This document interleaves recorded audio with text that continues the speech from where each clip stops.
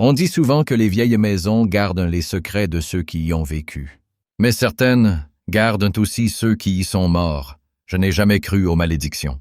Pas avant d'avoir mis les pieds dans la maison de ma tante, à Saint-Malo. Une maison ancienne, construite au 19e siècle, avec des poutres sombres, un escalier qui craque comme un vieux navire, et surtout, une pièce dont tout le monde parlait à voix basse, la chambre du fond du 2e étage. Personne ne dormait là-bas.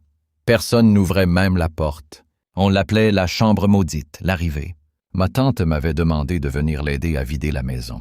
Elle venait d'hériter, mais elle n'avait pas l'intention d'y rester plus longtemps que nécessaire. « Tu peux prendre n'importe quelle chambre », m'avait-elle dit, « sauf celle du fond. Ne t'en approche pas. » Elle n'avait pas levé les yeux vers moi. Elle avait dit ça d'une voix trop rapide, trop mécanique, comme si ce n'était pas vraiment elle qui parlait. Évidemment, son avertissement n'avait fait qu'allumer ma curiosité. La porte qui ne voulait pas rester fermée, la première nuit, alors que tout était silencieux, j'ai entendu un grincement. La porte du fond était ouverte. Pas grande ouverte, juste entr'ouverte. Comme quelqu'un qui pose un doigt sur vos côtes pour tester si vous allez sursauter. Je l'ai refermée.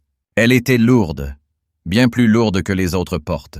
Et surtout, elle avait une vieille serrure en fer forgé, rouillée par le sel de la mer. Mais une heure plus tard, en allant boire un verre d'eau, elle était ouverte à nouveau. Et pourtant, il n'y avait aucun courant d'air. Les bruits derrière le mur. Le lendemain, j'ai demandé à ma tante « Pourquoi personne n'utilise cette pièce ?»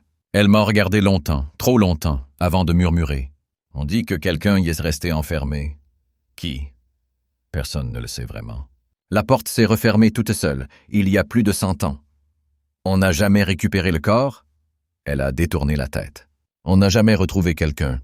Qu'est-ce que tu veux dire? On ne sait même pas s'il y avait un homme, ou une femme, ou quelque chose. Cette phrase s'est glissée sous ma peau comme une serpillière froide.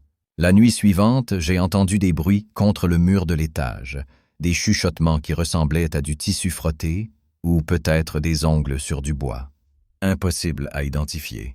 Mais ça venait de la chambre du fond. Le miroir. Le 3e jour, j'ai décidé d'y entrer. Pas par courage, non. Par entêtement. La porte était encore entr'ouverte, comme si la chambre avait attendu que je revienne. L'intérieur sentait le renfermé, l'humidité et quelque chose d'autre. Un parfum amer, presque métallique, comme du sang séché. Au fond de la pièce, un vieux miroir ovale était posé contre le mur. Un miroir si ancien que le teint était noirci, mangé par le temps. Pourtant, dans la pénombre, j'ai vu quelque chose bouger dedans. La forme dans le miroir. À partir de ce moment, la maison a commencé à changer. Les murs semblaient respirer. Les lumières vacillaient sans raison. Et la nuit, j'entendais la voix d'une femme, parfois d'un homme, parfois de plusieurs personnes, parler en même temps dans la chambre. « Laisse-nous sortir. On t'attendait. Tu nous ressembles. Tu es des nôtres maintenant. » Le miroir semblait absorber la lumière, comme un puits de ténèbres. Et chaque fois que je passais devant, mon reflet semblait un peu plus pâle, un peu plus flou, un peu moins vivant. Une nuit. Enfin, j'ai compris ce qui se trouvait dans cette pièce. Et ce n'était pas une personne.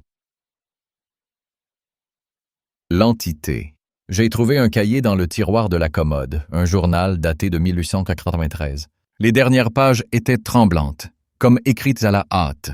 La chambre est maudite. La chose dans le miroir n'est pas humaine. Elle prend la forme de ceux qui la regardent. Elle veut sortir. Elle vous attire jusqu'à ce que vous deveniez elle. La dernière phrase était à moitié effacée. Le miroir n'est pas un objet, c'est une porte. Cette nuit-là, j'ai entendu un rire dans l'escalier. Un rire. Qui avait ma voix, l'échange.